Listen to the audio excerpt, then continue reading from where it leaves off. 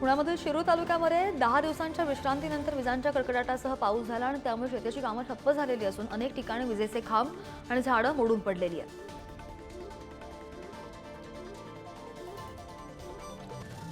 पिंपरी चिंचवड शहरामधील पिंपरी गावच्या हद्दीमध्ये मुसळधार पाऊस झाला आणि यावेळी रस्त्यांना ओढ्याचं स्वरूप आलं।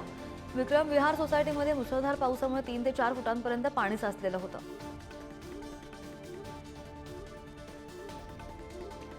पिंपरी चिंचवड शहरामधील रस्त्यांना नद्यांचं स्वरूप आल्याचं पाहायला मिळालं। यावेळी खंडोमा माळ ते थर्मॅक्स या रस्त्यावर पाणी साचलेलं होतं। पावसाच्या विश्रांतीनंतर पाणी ओसरू लागलंय। पुण्यामध्ये मुसळधार पावसामुळे आयबी शासकीय विश्रामगृहाच्या मैदानामध्ये पाणी साचलं आणि त्यावेळी अनेक गाड्या पाण्यामध्येच बंद पडल्याचं सुद्धा पाहायला मिळालं। पिंपरी चिंचवडमध्ये मुसळधार पाऊस झाला आणि यावेळी शहरामधील ओढ्यामध्ये 4 ते 5 वाहनं सुद्धा वाहून गेले। सुदैवानं कोणतीही जीवितहानी नाही। अग्निशमन दलानं क्रेनच्या सहाय्यानं ही वाहनं बाहेर काढलेली आहेत। पुणे शहरामधील मध्यवर्ती भागामध्ये मुसळधार पाऊस झाला। अनेक रस्ते जॅम झालेले होते। यावेळी घोरपडी गावामध्ये जाणाऱ्या रस्त्यावर 2 किलोमीटरपर्यंत वाहनांच्या रांगा लागल्या। पुण्याच्या दौंड तालुक्यामध्ये सलग 3 दिवस पाऊस कोसळला। पावसामुळे शेतामध्ये तसंच रस्त्यांवर मोठ्या प्रमाणामध्ये पाणी साचलं। याच पाण्यामधून वाहनचालकांना कसरत करावी लागत होती।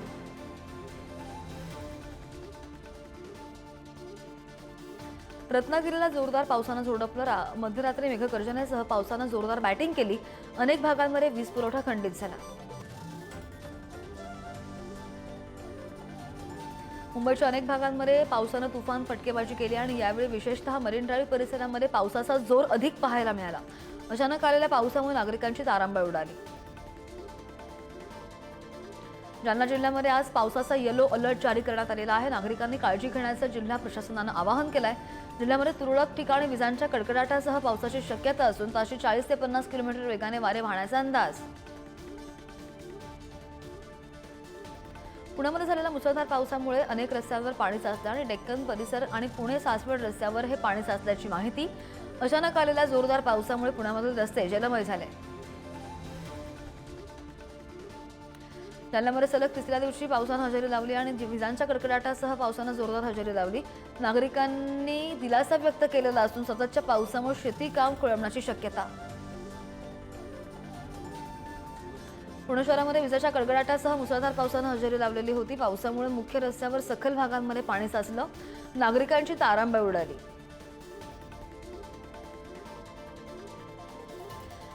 आलापल्ली भामरागड रस्त्यावरील तात्पुरता बांधलेला पूल पहिल्याच पावसामध्ये वाहून गेला आणि त्यामुळे आलापल्ली भामरागड रस्त्यावरील वाहतूक विस्कळीत झाली। मुंबईच्या विक्रोळीमधील रेल्वे उड्डाणपूल आजपासून वाहतुकीसाठी खुला होणार आहे। पश्चिम उपनगरांकडे जाणाऱ्या प्रवाशांना त्यामुळे दिलासा मिळणार आहे। उद्घाटनाआधीच पुलावरून वाहतूक सुरू होणार। राज्यामध्ये मान्सून जोरदार सक्रिय झालेला आहे। मान्सून मुंबई पुणे अहिल्यानगर भागामधून पुढे सरकण्याची शक्यता। आज मुंबई आणि रायगड जिल्ह्यामध्ये रेड अलर्ट देण्यात आलेला असून उद्या सिंधुदुर्गला रेड अलर्ट दिलेला आहे। मध्य महाराष्ट्रामध्ये आज आणि उद्या अतिवृष्टीचा इशारा दिलेला आहे। मराठवाड्यामध्ये 17 जून आणि विदर्भामध्ये 16 ते 19 जून रोजी अतिवृष्टीचा इशारा दिलेला आहे। नागरिकांनी खबरदारी घ्यावी असं आवाहन हवामान विभाग करत आहे। चंद्रपूरच्या वडगावमध्ये वीज कोसळून बैलजोडीचा मृत्यू झालाय आणि यामुळे शेतकऱ्यांचं मोठं नुकसान झालेलं असून नुकसान भरपाई देण्याची मागणी सुद्धा शेतकरी करतायत।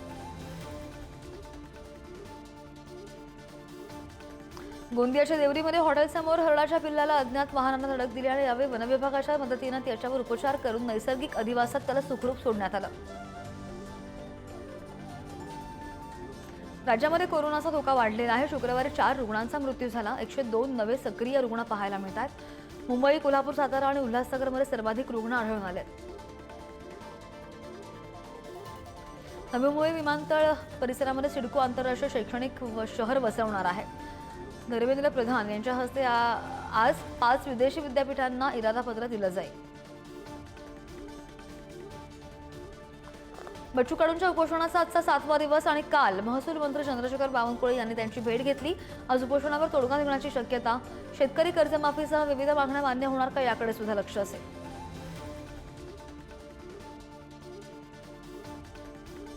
निवडणुकीमध्ये महायुती सरकारनं शेतकरी कर्जमाफीची घोषणा केलीच नव्हती असं धक्कादायक वक्तव्य सावकारे यांनी केलेलं आहे. बच्चू कडू पराभूत झाल्यानं उपोषण करतायत अशी टीका सुद्धा त्यांनी केली.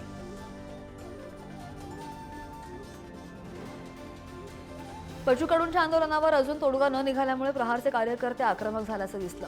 त्यांनी अमरावती परतवाडा रोडवर बलगाव इथं अर्धा तास रस्ता अडवून धरला, आंदोलन केलं. राज्यव्यापी चक्काजाम आंदोलन आता 14 जून ऐवजी 15 जूनला होणार आहे. बच्चू कडू यांच्या आंदोलनाच्या समर्थनार्थ चक्काजाम आंदोलन होईल. विमान दुर्घटनेच्या अनुषंगाने हा निर्णय घेतला गेलाय.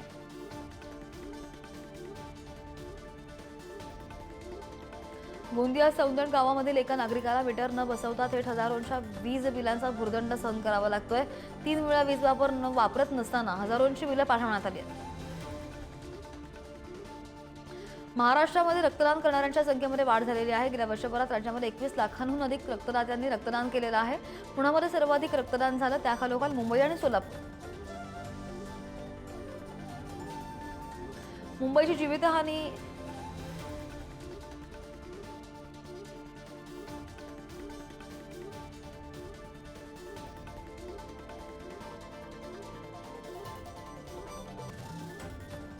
लोकलच्या तिन्ही रेल्वे मार्गांवर उद्या मेगा ब्लॉक असणार आहे. सांताक्रूझ ते गोरेगाव दरम्यान 5 तासांचा जम्बो ब्लॉक असेल. हार्बर मार्गावर वाशी ते पनवेल दरम्यान ब्लॉक असणार आहे अशी माहिती. मुंबईकरांवर पाणी कपातीचं संकट आलेलं आहे आणि त्यामुळे पाऊस लांबल्यास मुंबईकरांना 10 ते 15% पाणी कपातीची झळ बसण्याची शक्यता. मुंबईची तहान भागवणाऱ्या तलावांमध्ये फक्त 9% पाणीसाठा शिल्लक आहे. अहमदाबाद विमान दुर्घटनेची 8 प्रमुख यंत्रणांकडून चौकशी केली जाणार आहे. चौकशीमध्ये प्रमुख भारतीय तपास यंत्रणांसह अमेरिका आणि ब्रिटनच्या तपास यंत्रणांचा समावेश. विमान अपघाताच्या तपासामध्ये आता एटीएसनं एंट्री घेतलेली आहे. एटीएसच्या अधिकाऱ्यांकडून फॉरेन्सिक पथकासह तपास सुद्धा सुरू आहे. घटनास्थळावर विमानाचा डीव्हीआर सापडलेला असून एटीएसनं हा डीव्हीआर ताब्यात घेतल्याची माहिती. अहमदाबाद विमान अपघाताची उच्चस्तरीय चौकशी सुरू असल्याची माहिती वाहतूक मंत्र्यांनी दिली आहे. डीजीसी आणि एअर इंडियाच्या तंत्रज्ञांचं पथक घटनास्थळी दाखल झालेलं असून तपास करत आहे. अपघातामध्ये ब्रिटनच्या 53 नागरिकांचा सुद्धा मृत्यू झालेला आहे आणि त्यामुळे अपघाताची आता ब्रिटनकडून देखील चौकशी केली जाणार आहे. ब्रिटनचे AAIB पथक अहमदाबादला येऊन ही चौकशी करेल. अपघातग्रस्त विमानामध्ये ब्लॅक बॉक्स सापडला. यासह विमानाचा कॉकपिट व्हॉइस रेकॉर्डर सुद्धा सापडला. ब्लॅक बॉक्स सापडल्यामुळे अपघातांच्या कारणाचा उलगडा होईल. भारतामधील बोईंगच्या सर्व विमानांची तपासणी होणार आहे. बोईंग 787 आणि 89 विमानांची तपासणी होणार आहे. अहमदाबाद विमान अपघातानंतर DGCनं हा निर्णय घेतला आहे. एअर इंडियाचे मुंबईतून लंडनला जाणारे एअर इंडियाचं विमान परत बोलावलेलं आहे.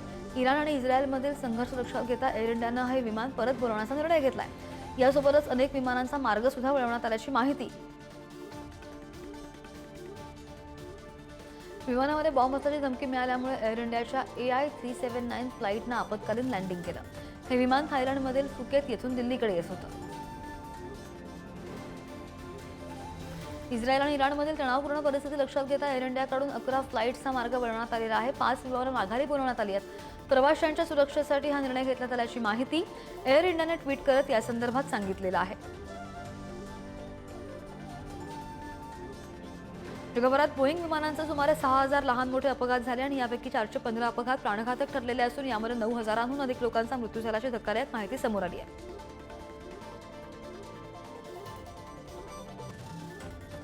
जयपूरहून बंगळुरूला जाणाऱ्या एअर इंडिया एक्सप्रेसच्या विमानामध्ये शुक्रवारी तांत्रिक बिघाड झाला.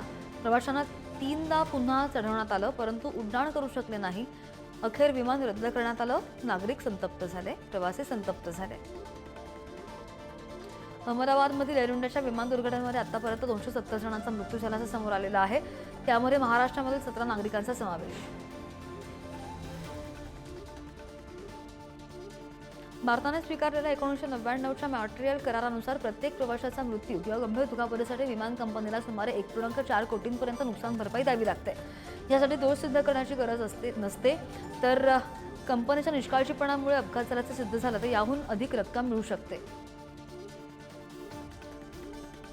गाझापट्टीवरील आकाशामध्ये फ्लेअर्स आणि क्षेपणास्त्रांनी हल्ला झालेला आहे आणि गेल्या 20 महिन्यांपासून सुरू असलेल्या या युद्धामध्ये गाझामध्ये आतापर्यंत 55,000हून अधिक पॅलेस्टिनी नागरिकांचा मृत्यू झालाय. 1,27,000 नागरिक जखमी असल्याचं गाझाच्या आरोग्य मंत्रालयानं माहिती देत म्हटलंय.